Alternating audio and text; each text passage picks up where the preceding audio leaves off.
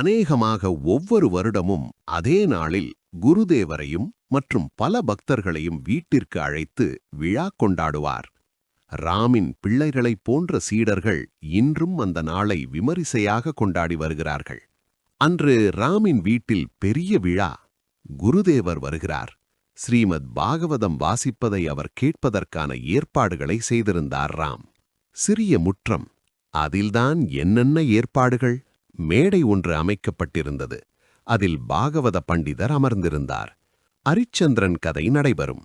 குருதேவர் வந்ததும் ராம் விரைந்து சென்று வணங்கி அவருடைய பாத தூளியை தலையில் தரித்துக் கொண்டார். பிறகு குருதேவரை தம்முடன் அழைத்துச் சென்று மேடையின் முன்னால் அவருக்காக போடப்பட்டிருந்த இருக்கையில் அமரச் செய்தார். சுற்றிலும் பக்தர்கள் அமர்ந்தனர். மா அருகில் அமர்ந்தார். பாகவத பண்டிதர் அரிச்சந்திரன் கதையை தொடங்கினார். விஸ்வாமித்ர முனிவர் மன்னனிடம் சொல்கிறார், மன்னா, கடல் சூழ்ந்த பூமி முழுவதையும் நீ எனக்கு தானமாக கொடுத்துவிட்டாய். எனவே இந்த உலகில் இனிமேல் உனக்கு இடம் கிடையாது. வேண்டுமானால் நீ காசிக்கு போகலாம். அது சிவபெருமானின் இடம். புறப்படு. உன்னையும் உன் மனைவி சந்திரமதியையும் மகன் லோகிதாசனையும் அங்கே கொண்டு போய் சேர்த்து விடுகிறேன். அங்கே சென்று நீ எனக்கு தரவேண்டிய தட்சிணையை சம்பாதித்துக் கொடு. இவ்விதம் சொல்லிவிட்டு அனைவரையும் அழைத்துக்கொண்டு விஸ்வாமித்திரர் காசி நோக்கி பயணம் செய்தார். காசியை அடைந்ததும் எல்லோரும் காசி விஸ்வநாதரை வணங்கினார்கள். காசி விஸ்வநாதரை தரிசித்த வரலாறு சொல்லப்பட்டவுடனே குருதேவர் ஒரேயடியாக பரவசத்தில் ஆழ்ந்தார். சிவ சிவ என்று தெளிவின்றி உச்சரித்தார். அரிச்சந்திரனால் தட்சிணையை கொடுக்க முடியவில்லை.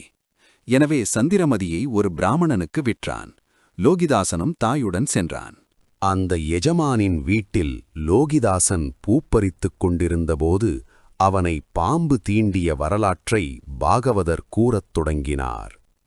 இருள் சூழ்ந்த அந்த நள்ளிரவில் லோகிதாசன் இறந்தான். ஈமக்கடன் செய்வதற்கு யாருமில்லை. எஜமானனான கிழவனோ இன்னும் படுக்கையை விட்டு எழுந்திருக்கவில்லை. சந்திரமதி தன்னந்தனியாக மகனுடைய உடலை கைகளில் ஏந்திக் கொண்டு மயானத்தை நோக்கிச் சென்றாள். மேகம் இடி இடித்து முழங்கிக் கொண்டிருந்தது. காரிருளை பிளந்து கொண்டு பளீர் பளீர் என்று மின்னல்கள் வெட்டி மறைந்தன.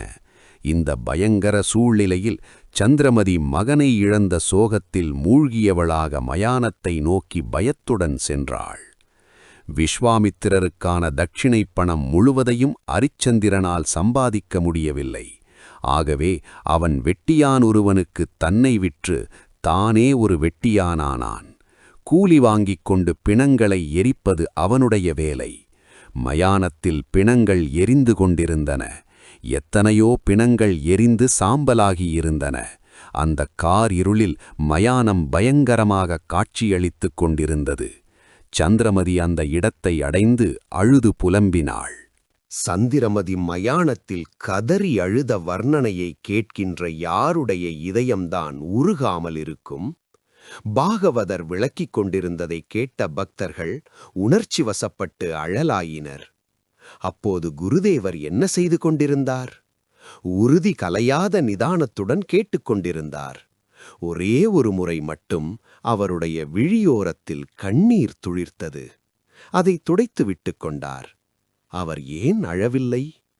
இறுதியாக விஸ்வாமித்திரர் வருவது, லோகிதாசன் உயிர் பெற்றெழுவது, அனைவரும் சேர்ந்து காசி விஸ்வநாதரை தரிசிப்பது, அரிச்சந்திரன் மீண்டும் அரசாட்சியை பெறுவது ஆகியவற்றை விளக்கமாக சொல்லி பாகவதர் கதையை நிறைவு செய்தார். மேடையின் முன் அமர்ந்திருந்த குருதேவர் பாகவத கதையை ஒன்றுவிடாமல் கேட்டுக்கொண்டிருந்தார். கதை நிறைவுற்ற பிறகு வெளியே இருந்த அறைக்குச் சென்று அமர்ந்தார். அவரைச் சுற்றிலும் பக்தர்கள் வந்து கூடினார்கள். பாகவத பண்டிதரும் வந்தார். உடனே குருதேவர் அவரிடம், உத்தவரின் உரையாடலை பற்றி கொஞ்சம் சொல்லுங்கள் என்று கேட்டுக்கொண்டார். பாகவதர் சொல்ல ஆரம்பித்தார். உத்தவர் பிருந்தாவனத்திற்கு வந்தபோது அவரை தரிசிப்பதற்காக இடைச்சிறுவர்களும் கோபியரும் கூட்டமாக விரைந்தோடி வந்தார்கள். அனைவரும் அவரிடம், ஸ்ரீ கிருஷ்ணர் எப்படி இருக்கிறார்? அவர் எங்களை மறந்தே போய்விட்டாரா? அவருக்கு எங்களுடைய பெயராவது நினைவிருக்கிறதா? என்றெல்லாம் உணர்ச்சி வசப்பட்டு சரமாரியாக கேள்விகளை தொடுத்தனர். சிலர் கேள்விகளை கேட்டுக்கொண்டே அழுதனர். வேறு சிலர் அவரை அழைத்துச் சென்று பிருந்தாவனத்தின் பல இடங்களையும் காட்டிக்கொண்டே, இந்த இடத்தில்தான் ஸ்ரீகிருஷ்ணர் கோவர்தனமலையை தூக்கிப் பிடித்தார், இந்த இடத்தில்தான் அவர் தேனுகாசுரனை வதம் செய்தார், இந்த இடத்தில்தான் சகடாசுரனை கொன்றார், இந்த புல்வெளியில்தான் மாடுகளை மேய்த்தார், இதோ இந்த யமுனை நதிதீரத்தில்தான் விளையாடி மகிழ்ந்தார், இந்த இடத்தில் இடைச்சிறுவர்களுடன் விளையாடினார், இதோ இங்குள்ள இந்த பூந்தோட்டங்களிலெல்லாம் அவர் கோபியருடன் பேசி மகிழ்ந்தார் என்றெல்லாம் விளக்கினார்கள். அவர்கள் சொன்னதைக் கேட்டு உத்தவர், நீங்கள் ஏன் ஸ்ரீகிருஷ்ணருக்காக இந்த அளவுக்கு ஏங்கி மனவேதனைப்படுகிறீர்கள்? அவர்தான் எல்லா உயிர்களிலும் இருக்கிறாரே, அவர் சாக்ஷாத் பகவான், அவரன்றி எதுவும் இல்லையே என்றார். அதற்கு கோபியர், அதெல்லாம் எங்களுக்கு தெரியாது, நாங்கள் எழுதப் படிக்கத் தெரியாதவர்கள், எங்களுக்கு எங்கள் பிருந்தாவன கிருஷ்ணனைத்தான் தெரியும், இந்த இடங்களிலெல்லாம் எங்களோடு பலவிதங்களிலும் விளையாடிய கிருஷ்ணனைத்தான் தெரியும் என்று சொன்னார்கள். அதை கேட்ட உத்தவர் அவர்களிடம், ஸ்ரீகிருஷ்ணர் சாக்ஷாத் பகவான், அவரை தியானித்தால் மறுபடியும் இந்த சம்சாரத்தில் சிக்க வேண்டியிருக்காது, ஜீவன் முக்தர்களாக ஆகிவிடுவீர்கள் என்று உபதேசித்தார். அதற்கு கோபியர், முக்தி அது இது என்பதெல்லாம் எங்களுக்கு புரியாது, நாங்கள் எங்கள் உயிருக்கு உயிராகிய கிருஷ்ணனை பார்க்க விரும்புகிறோம் என்று சொல்லிவிட்டார்கள். ஸ்ரீ ராமகிருஷ்ணர் பாகவதரிடம் கூறினார், கோபியரின் பக்தி பிரேம பக்தி, அவ்யபிசாரிணி பக்தி, நிஷ்டா பக்தி. வியபிசாரிணி பக்தி எது தெரியுமா? ஞானமிஸ்ர பக்தி. அதாவது கிருஷ்ணரே எல்லாமுமாக ஆகியிருக்கிறார், அவரே பரபிரம்மம், அவரே ராமர், அவரே சிவன், அவரே சக்தி என்ற ஞானம் கலந்த பக்தி.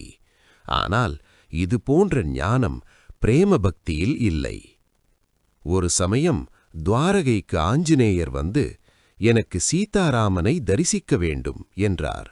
ஸ்ரீ கிருஷ்ணர் ருக்மிணியிடம், நீ சீதையாக மாறி அமர்ந்துகொள், இல்லாவிட்டால் ஆஞ்சநேயரிடமிருந்து தப்ப முடியாது என்றார். பாண்டவர்கள் ராஜசூய யாகம் செய்தார்கள். எல்லா அரசர்களும் யுதிஷ்டிரரை சிம்மாசனத்தில் உட்கார வைத்து அவரை வணங்கினார்கள்.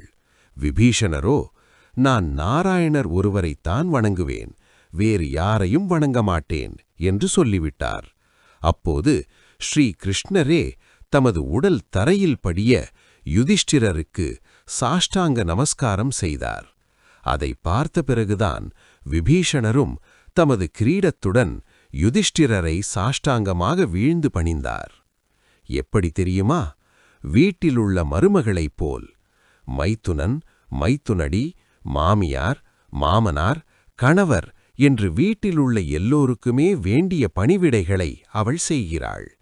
கை கால் கழுவுவதற்கு தண்ணீர் கொண்டு வந்து தருகிறாள், துண்டு எடுத்து தருகிறாள், உட்கார்வதற்கு ஆசனம் போடுகிறாள். ஆனால் கணவனிடம் அவள் கொண்டுள்ள தொடர்பு தனிப்பட்டதாகும். இந்த பிரேம பக்தியில் 2 விஷயங்கள் உண்டு. நான், எனது. நான் அல்லாமல் கோபாலனை வேறு யார் பார்த்துக் கொள்வார்கள்?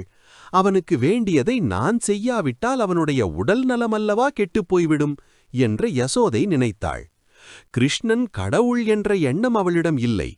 மேலும் எனது, அதாவது கோபாலன் என்னுடையவன் என்ற எண்ணமும் அவளிடமிருந்தது. உத்தவர் யசோதையிடம், அம்மா, உன் கண்ணன் இருக்கிறானே, அவனே சாக்ஷாத் பகவான், அவன் ஜகத் சிந்தாமணி, அவன் சாதாரண மனிதன் அல்ல என்று சொன்னார். அதற்கு யசோதை, அப்பா, நான் உன்னுடைய சிந்தாமணியை பற்றி கேட்கவில்லை, என்னுடைய கோபாலன் எப்படி இருக்கிறான் என்றுதான் கேட்கிறேன். ஆம், நான் கேட்பது சிந்தாமணியை பற்றி அல்ல, என் கோபாலனை பற்றித்தான் என்று சொன்னாள். கோபியரின் நிஷ்டைதான் எப்படிப்பட்டது!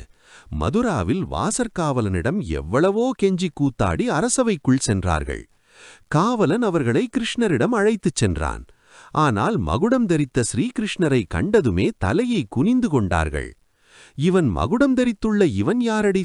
இவனுடன் பேசி நாம் வழி தவறியவராவதா? பீதாம்பரமணிந்த மோகன மயில் பீலி சூடிய நமது அந்த பிராண வல்லவன் எங்கே என்று தங்களுக்குள் கேட்டுக்கொண்டார்கள்.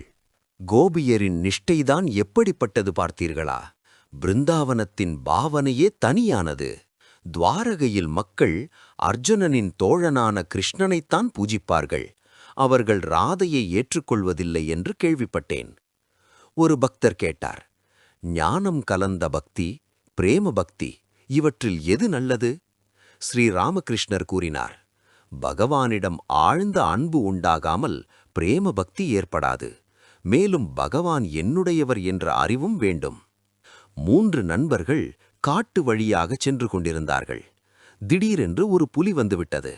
அவர்களில் ஒருவன், சகோதரர்களே, நாம் செத்தோம் என்று சொன்னான். இரண்டாமவன், நாம் ஏன் சாக வேண்டும்? வாருங்கள், பகவானிடம் பிரார்த்தனை செய்வோம் என்று சொன்னான். மூன்றாமவனோ, வேண்டாம், பகவானை நாம் ஏன் கஷ்டப்படுத்த வேண்டும்?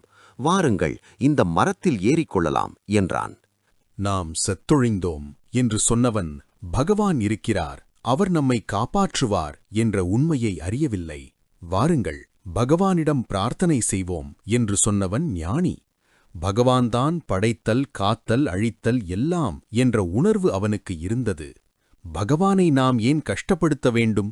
வாருங்கள், இந்த மரத்தில் ஏறிக்கொள்ளலாம் என்று சொன்னவன் இருக்கிறானே, அவனுடைய உள்ளத்தில்தான் பிரேமை உதித்திருந்தது, அன்பு தோன்றியிருந்தது. தன்னை பெரியவனாகவும் தன் அன்புக்கு உரியவனை சிறியவனாகவும் கருதுவது பிரேம பக்தியின் இயல்பு. தான் நேசிப்பவனுக்கு கஷ்டம் கூடாது என்று எச்சரிக்கையுடன் பார்த்து கொள்ளும் இயல்பு அது. தான் அன்பு செலுத்துபவனுக்கு காலில் ஒரு முள்கூட தைத்துவிடாமல் கவனமாக பார்த்து கொள்ள வேண்டும் என்பது அவனது விருப்பம். ராம் குருதேவரையும் பக்தர்களையும் மாடிக்கு அழைத்துச் சென்று பலவிதமான இனிப்புகளை வழங்கினார். பக்தர்கள் மகிழ்ச்சியுடன் பிரசாதம் உண்டனர். 11 தட்சிணேஸ்வரத்தில் பக்தர்களுடன். 1 திங்கள் ஜூன் 13, 1883. அமாவாசை பலஹாரிணி காளி பூஜை நாள். பகவான் ஸ்ரீ ராமகிருஷ்ணர் தட்சிணேஸ்வர காளி கோயிலில் தமது அறையில் அமர்ந்திருந்தார். பக்தர்கள் அவரை தரிசிப்பதற்கு வந்த வண்ணம் இருந்தனர். முதல் நாளாகிய ஞாயிற்றுக்கிழமையன்றே வந்துவிட்டார். அன்றிரவு காத்யாயனி பூஜை நடைபெற்றது. குருதேவர் பரவச நிலையில் காளிக்கோயில் மண்டபத்தில் தேவிக்கு நேராக நின்று கொண்டு, அம்மா, நீயே விருந்தாவனத்தில் காத்யாயனி தேவி என்றார். நீயே அந்த வானுலகம், நீயே இந்த பூவுலகம். தாயே, நீதான் பாதாளம், சகல உலகும் நீதானே. இவ்விதம் பாடிக்கொண்டும் தேவியுடன் பேசிக்கொண்டும் குருதேவர் ஒரே அடியாக பிரேமையில் மூழ்கியிருந்தார். நேராக தமது அறைக்கு வந்து கட்டிலில் அமர்ந்தார். பின்னிரவு வரையில் தேவி நாம சங்கீர்த்தனம் நடைபெற்றது. திங்கள் காலையில் பலராமும் மற்றும் பல பக்தர்களும் வந்தனர். பலஹாரிணி காளி பூஜையை முன்னிட்டு காளிக்கோயில் சொந்தக்காரர்களான திரைலோக்கியர் முதலானோரும் குடும்பத்துடன் வந்திருந்தனர். காலை 9 மணி. கங்கையை நோக்கியிருக்கும் அரைவட்ட வராந்தாவில் குருதேவர் புன்னகை பொங்க மாவுடன் அமர்ந்திருந்தார். விளையாட்டாக ராக்காலின் தலையை தம் மடி மீது வைத்துக் கொண்டார். ராக்காலும் அப்படியே படுத்திருந்தார். கடந்த சில நாட்களாக குருதேவர் ராக்காலை பாலகிருஷ்ணனாக கருதி வந்தார். திரைலோக்கியர் காளிதேவியை வழிபடுவதற்கு அந்த வழியாக சென்றார். வேலையாள் ஒருவன் அவருக்கு குடை பிடித்தபடி சென்று கொண்டிருந்தான். குருதேவர் ராக்காலிடம், ஏ ராக்கால், எழுந்திரு எழுந்திரு என்றார். குருதேவர் அமர்ந்திருந்தார். திரைலோக்கியர் குருதேவரை வணங்கினார்.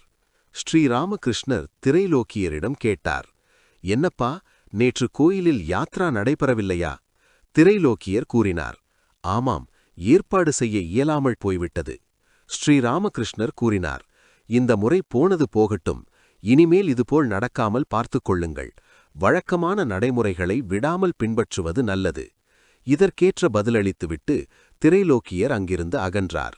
சிறிது நேரத்திற்குப் பிறகு விஷ்ணு கோவிலின் அர்ச்சகர் ராம் சாட்டர்ஜி வந்தார். ஸ்ரீராமகிருஷ்ணர் கூறினார், ராம், நேற்று யாத்ரா நடைபெறாமல் போய்விட்டது. மீண்டும் இவ்வாறு தவறு நிகழாமல் பார்த்துக் கொள்ளுங்கள் என்று திரைலோக்கியரிடம் சொன்னேன். நான் சொன்னது சரிதானே? ராம் சாட்டர்ஜி கேட்டார். சுவாமி, அதில் என்ன தவறு இருக்கிறது? சரியாகச் சொன்னீர்கள். வழக்கம் எதுவோ அதை பின்பற்றுவதுதானே முறை. ஸ்ரீராமகிருஷ்ணர் பலராமிடம் கூறினார், இன்று இங்கேயே சாப்பிடேன். உணவிற்கு முன்பு குருதேவர் சிறிது நேரம் தமது நிலை பற்றி பல விஷயங்களை பக்தர்களிடம் கூறினார்.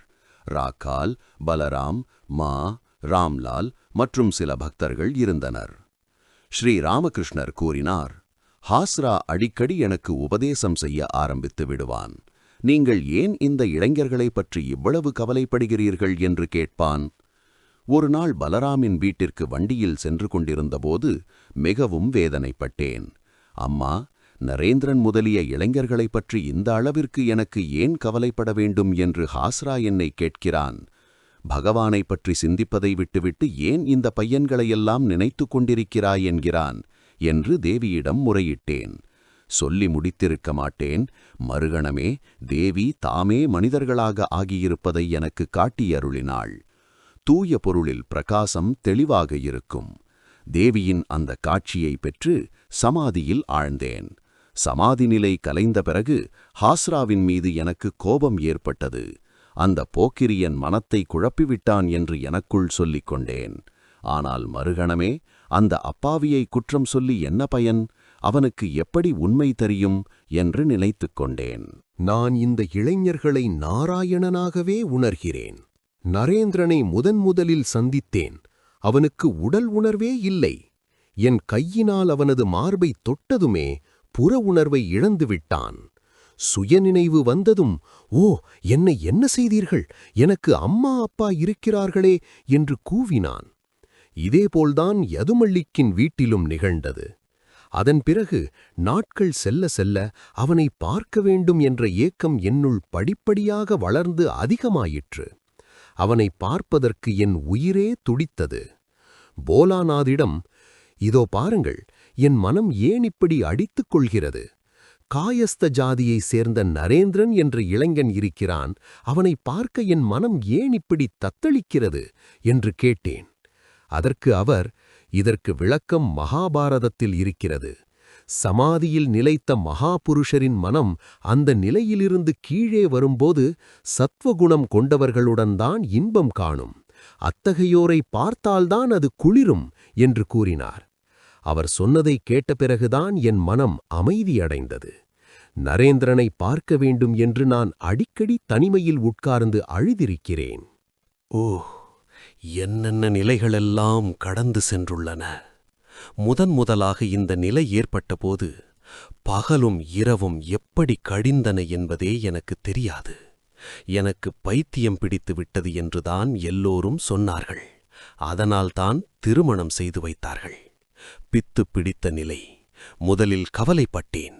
பிறகு அவளும் என்னைப் போன்றே வாழ்வாள், உண்பாள், உறங்குவாள் என்று எண்ணினேன்.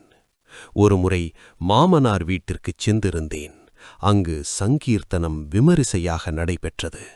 நஃபர், திகம்பரரின் தகப்பன் என்று பலர் வந்திருந்தார்கள். நிகழ்ச்சி நன்றாக நடந்தது. எனக்கு என்ன ஆகுமோ என்று சில சமயங்களில் நினைத்தேன்.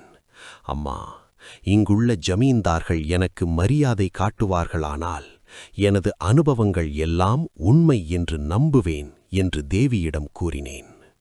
அவர்களும் அவ்வாறே வந்து என்னிடம் பேசிவிட்டுச் சென்றார்கள். ஓ, என்னென்ன நிலைகளெல்லாம் கடந்து சென்றுள்ளன.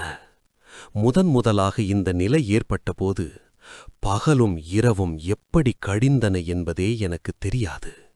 எனக்கு பைத்தியம் பிடித்து விட்டது என்றுதான் எல்லோரும் சொன்னார்கள். அதனால்தான் திருமணம் செய்து வைத்தார்கள். பித்து பிடித்த நிலை. முதலில் கவலைப்பட்டேன். பிறகு அவளும் என்னைப் போன்றே வாழ்வாள், உண்பாள், உறங்குவாள் என்று எண்ணினேன். ஒருமுறை மாமனார் வீட்டிற்குச் சென்றிருந்தேன். அங்கு சங்கீர்த்தனம் விமரிசையாக நடைபெற்றது. நஃபர், திகம்பரரின் தகப்பன் என்று பலர் வந்திருந்தார்கள். நிகழ்ச்சி நன்றாக நடந்தது. எனக்கு என்ன ஆகுமோ என்று சில சமயங்களில் நினைத்தேன். அம்மா, இங்குள்ள ஜமீன்தார்கள் எனக்கு மரியாதை காட்டுவார்களானால் எனது அனுபவங்கள் எல்லாம் உண்மை என்று நம்புவேன் என்று தேவியிடம் கூறினேன்.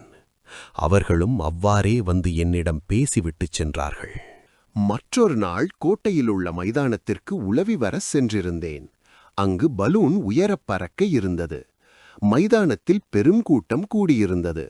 அங்கே ஒரு மரத்தில் சாய்ந்து நின்று கொண்டிருந்த ஓர் ஆங்கிலேய பையனின் மீது திடீரென்று என் பார்வை விழுந்தது.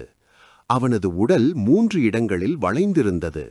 அவனை அவ்விதம் பார்த்தேனோ இல்லையோ, எனக்கு ஸ்ரீ கிருஷ்ணரின் உணர்வுகள் என்னுள் கிளர்ந்தன. நான் சமாதி நிலை அடைந்துவிட்டேன். சிகோரில் உள்ள ஆயச்சிறுவர்களுக்கு உணவளித்தேன். இனிப்பு பண்டங்களை அவர்களின் கையிலேயே கொடுத்தேன். அவர்களை பிருந்தாவனத்து ஆயர்ச்சிறுவர்களாகவே கருதினேன். பிறகு அவர்களின் கையிலிருந்து வாங்கி உண்ணவும் செய்தேன். அந்த நாட்களில் எனக்கு பெரும்பாலும் புறவுலக நினைவே இருக்கவில்லை. மதுர்பாபு தமது ஜான் பஜார் மாளிகைக்கு என்னை அழைத்துச் சென்று அங்கேயே சிறிது காலம் வைத்திருந்தார். அங்கே நான் என்னை தேவியின் பணிப்பெண்ணாகவே கருதினேன். சிறுவர்கள் முன்னால் பெண்கள் எப்படி இருப்பார்களோ அதுபோலவே அந்த வீட்டுப் பெண்கள் என் முன் சிறிதும் கூச்சப்படாமல் இருந்தார்கள். மதுர்பாபுவின் மகளை அவளது கணவனின் அறையில் தூங்குவதற்காக ஒரு வேலைக்காரியுடன் கொண்டு போய் விட்டு வருவேன். இப்போதும் ஏதாவது சாதாரணமான நிகழ்ச்சி கூட என்னை பரவசத்தில் ஆழ்த்திவிடுகிறது. ராக்கால் ஜபிக்கும்போது கர்முரென்று சத்தம் வரும். அதை கேட்கும்போது என்னால் என்னை கட்டுப்படுத்திக் கொள்ள இயலாமல் போய்விடும். ஒரேயடியாக இறையுணர்வு எழுந்து நான் என்னை இழந்து விடுவேன். குருதேவர் தமது பெண்மை இயல்பு நிலைகளைப் பற்றி மேலும் கூறினார். ஒரு சமயம் பாகவதர் ஒருவருக்கு நான் ஒரு பாடகியின் பாவனைகளையெல்லாம் நடித்துக் காட்டினேன். உங்கள் பாவனைகள் அப்படியே கச்சிதமாக உள்ளது. இதையெல்லாம் நீங்கள் எப்படி தெரிந்து கொண்டீர்கள் என்று அவர் என்னை கேட்டார். எவ்வாறு கூறிவிட்டு குருதேவர் பாடகியின் பாவனைகளை பக்தர்களுக்கு நடித்துக் காட்டினார். யாராலும் சிரிப்பை கட்டுப்படுத்த முடியவில்லை. பகலுணவிற்குப் பிறகு குருதேவர் சிறிது இளைப்பாறினார். ஆழ்ந்த உறக்கமில்லை. கண்களை மூடியவாறு படுத்திருந்தார். பிரம்ம சமாஜத்தின் பழைய அங்கமினரான மணிலான் வல்லிக் வந்து குருதேவரை வணங்கிவிட்டு கீழே அமர்ந்தார். குருதேவர் அப்போதும் படுத்திருந்தார். மணிலால் அவரிடம் இடையிடையே கேள்விகள் கேட்டார். குருதேவரும் அரை தூக்கத்தில் 1-2 வார்த்தைகளில் பதிலளித்தார். மணிலால் கூறினார், நித்திய கோபாலை சிவநாத் மிகவும் புகழ்ந்து சொல்கிறார். அவனுடைய நிலை மிகவும் உயர்ந்ததாக இருக்கிறது என்கிறார் அவர். குருதேவர் படுத்துக்கொண்டே இருந்தார். தூக்கம் முழுவதும் கலையவில்லை. ஹாஸ்ராவை பற்றி எல்லோரும் என்ன சொல்கிறார்கள் என்று கேட்டுவிட்டு எழுந்து உட்கார்ந்தார். பிறகு மணிலாலிடம் பவநாத்தின் பக்தியைப் பற்றி பேச ஆரம்பித்தார். ஸ்ரீ ராமகிருஷ்ணர் கூறினார், ஆஹா, அவனது மனநிலை எவ்வளவு உயர்ந்ததாக உள்ளது. பாடத் தொடங்கிய உடனே கண்களிலிருந்து கண்ணீர் வழிய ஆரம்பித்து விடுகிறது. ஹரிஷை பார்த்தால் ஒரே இடியாக அவனுக்கு பரவசம் ஏற்பட்டு விடுகிறது. ஹரிஷ் மிகவும் பாக்கியம் செய்தவன் என்று பவநாத் சொல்கிறான். ஏன் தெரியுமா? வீட்டை விட்டு அடிக்கடி இங்கே வந்து தங்குகிறான் அல்லவா? மாவிடம் பக்தி ஏற்படுவதற்கு காரணமாக இருப்பது எது? பவநாத்தைப் போன்ற இந்த இளைஞர்களிடம் இந்த அளவுக்கு ஆன்மீக எழுச்சி ஏற்பட்டிருப்பதற்கு என்ன காரணம்? மௌனமாக இருந்தார். ஸ்ரீ ராமகிருஷ்ணர் கேட்டார், என்ன காரணம் தெரியுமா? மக்கள் எல்லோரும் பார்ப்பதற்கு ஒரே விதமாகத்தான் இருக்கிறார்கள். ஆனால் சிலருள் திரட்டுப்பால் இருக்கிறது. கொழுக்கட்டையின் உள்ளே உளுத்தம்பருப்பும் இருக்கலாம், அல்லது திரட்டுப்பாலும் இருக்கலாம். ஆனால் எல்லாமே பார்க்க ஒரே மாதிரியாகத்தான் இருக்கும். இறைவனை அறிவதற்கான ஆவல், அவரிடம் பிரேம பக்தி, இதுதான் அந்த திரட்டுப்பால். மணிலால் அவரிடம் இடையிடையே கேள்விகள் கேட்டார். குருதேவரும் அரை தூக்கத்தில் 1-2 வார்த்தைகளில் பதிலளித்தார். மணிலால் கூறினார், நித்திய கோபாலை சிவநாத் மிகவும் புகழ்ந்து சொல்கிறார். அவனுடைய நிலை மிகவும் உயர்ந்ததாக இருக்கிறது என்கிறார் அவர். குருதேவர் படுத்துக்கொண்டே இருந்தார். தூக்கம் முழுவதும் கலையவில்லை. ஹாஸ்ராவை பற்றி எல்லோரும் என்ன சொல்கிறார்கள் என்று கேட்டுவிட்டு எழுந்து உட்கார்ந்தார். பிறகு மணிலாலிடம் பவநாத்தின் பக்தியைப் பற்றி பேச ஆரம்பித்தார். ஸ்ரீ ராமகிருஷ்ணர் கூறினார், ஆஹா, அவனது மனநிலை எவ்வளவு உயர்ந்ததாக உள்ளது. பாடத் தொடங்கிய உடனே கண்களிலிருந்து கண்ணீர் வழிய ஆரம்பித்து விடுகிறது. ஹரிஷை பார்த்தால் ஒரே இடியாக அவனுக்கு பரவசம் ஏற்பட்டு விடுகிறது. ஹரிஷ் மிகவும் பாக்கியம் செய்தவன் என்று பவநாத் சொல்கிறான். ஏன் தெரியுமா? வீட்டை விட்டு அடிக்கடி இங்கே வந்து தங்குகிறான் அல்லவா? மாவிடம் பக்தி ஏற்படுவதற்கு காரணமாக இருப்பது எது? பவனாத்தைப் போன்ற இந்த இளைஞர்களிடம் இந்த அளவுக்கு ஆன்மீக எழுச்சி ஏற்பட்டிருப்பதற்கு என்ன காரணம்? மௌனமாக இருந்தார். ஸ்ரீ ராமகிருஷ்ணர் கேட்டார், என்ன காரணம் தெரியுமா? மக்கள் எல்லோரும் பார்ப்பதற்கு ஒரே விதமாகத்தான் இருக்கிறார்கள். ஆனால் சிலருள் திரட்டுப்பால் இருக்கிறது. கொழுக்கட்டையின் உள்ளே உளுத்தம்பருப்பும் இருக்கலாம், அல்லது திரட்டுப்பாலும் இருக்கலாம். ஆனால் எல்லாமே பார்க்க ஒரே மாதிரியாகத்தான் இருக்கும். இறைவனை அறிவதற்கான ஆவல், அவரிடம் பிரேம பக்தி, இதுதான் அந்த திரட்டுப்பால். ஆகவே குருவின் அருள் கிடைத்துவிட்டால் பிறகு எந்தவித பயமும் இல்லை. நீ யார், உனது உண்மை இயல்பு என்ன என்பதை அவர் உனக்கு காட்டுவார். ஒரு சிறிது சாதனைகள் செய்தால் போதும். குரு ஒவ்வொன்றையும் அவனுக்கு புரிய வைப்பார். எது உண்மை, எது உண்மையற்றது என்பதை அப்போது சீடன் அறிந்து கொள்கிறான்.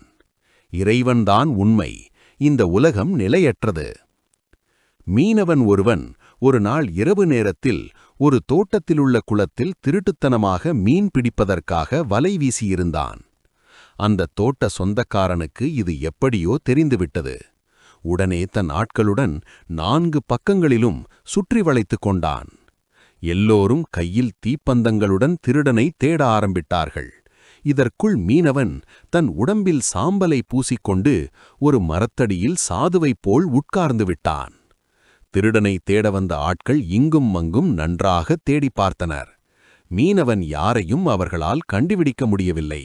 ஆனால் திருநீரணிந்து மரத்தடியில் தியானம் செய்து கொண்டிருந்த ஒரு சாதுவை பார்த்தனர்.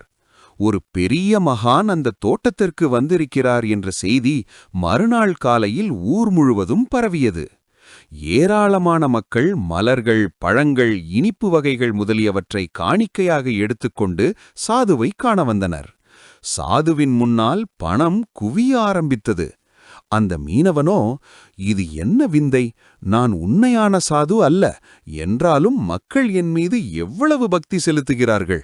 உண்மையாகவே சாதுவாகிவிட்டால் நிச்சயமாக நான் பகவானை அடைவேன், இதில் எந்தவித சந்தேகமும் இல்லை என்று எண்ணத் தொடங்கினான். கபடத்தனமான முயற்சிக்கே இவ்வளவு விழிப்புணர்வு ஏற்பட்டது. உண்மையாகவே சாதனைகள் செய்தால் எவ்வளவு பயன் விளையும் என்பதை சொல்லவும் வேண்டுமா? அப்போது எது உண்மை, எது உண்மையற்றது என்பதை அறிய முடியும். இறைவனே உண்மை, உலக வாழ்வு நிலையற்றது. அப்போது பக்தர் ஒருவர் தனக்குள் நினைக்கலானார், அப்படியானால் உலக வாழ்வு நிலையற்றதா? மீனவன் உலக வாழ்க்கையை துறந்துவிட்டான். ஆனால் எவ்வித காரணமுமின்றி பக்தர்களுக்கு அருள் புரியக்கூடிய கருணைக் கடல் குருதேவர். பக்தர் அப்படி நினைத்த மறுகணமே கூறினார், ஒரு குமாஸ்தாவை ஜெயிலில் அடைத்தால் அவன் கைதியாகத்தான் வாழ்வான், அதில் சந்தேகமில்லை. அவனை வெளியே விட்டுவிட்டால் உடனே நடுத்தெருவிற்கு வந்து தைதை என்று குதித்துக் கொண்டா தெரிவான்? இல்லையே, மீண்டும் குமாஸ்தா வேலை தேடிக்கொள்வான், அந்த வேலை செய்வான். குருவின் அருளால் ஞானம் பெற்ற பிறகும் ஒருவன் ஜீவன் முக்தனாக உலக வாழ்க்கையில் ஈடுபட முடியும். இவ்விதம் பகவான் ஸ்ரீராமகிருஷ்ணர் இல்லறத்தார்களுக்கு அபயமளித்தார். மணிலால் ஸ்ரீராமகிருஷ்ணரிடம் கேட்டார், நித்திய கர்மங்களை செய்யும்போது இறைவனை எங்கே தியானம் செய்ய வேண்டும்? ஸ்ரீராமகிருஷ்ணர் கூறினார், இதயம்தான் தியானத்திற்கு மிகச் சிறந்த இடம், அங்கு தியானம் செய். மணிலால் பிரம்ம சமாஜத்தை சேர்ந்தவர். அவர் கடவுளை அருவமாக வழிபடுபவர். அவருக்காக குருதேவர் கூறினார், உருவக்கடவுள் என் தாய், அருவக்கடவுள் என் தந்தை. யாரை பழிப்பது, யாரை போற்றுவது? தராசின் 2 தட்டுகளும் சமமாக உள்ளன என்று கபீர் சொல்வார். ஹலதாரி பகல் நேரங்களில் உருவக்கடவுளைப் பற்றிய எண்ணங்களிலும் இரவு நேரங்களில் அருவக்கடவுளைப் பற்றிய எண்ணங்களிலும் ஆழ்ந்திருப்பார். எந்த முறையை பின்பற்றினாலும் சரி, நம்பிக்கை இருந்தால் எல்லாம் சரியாகிவிடும். உருவக்கடவுளை நம்பு அல்லது அருவக்கடவுளை நம்பு, ஆனால் அந்த நம்பிக்கை திடமானதாக இருக்க வேண்டும்.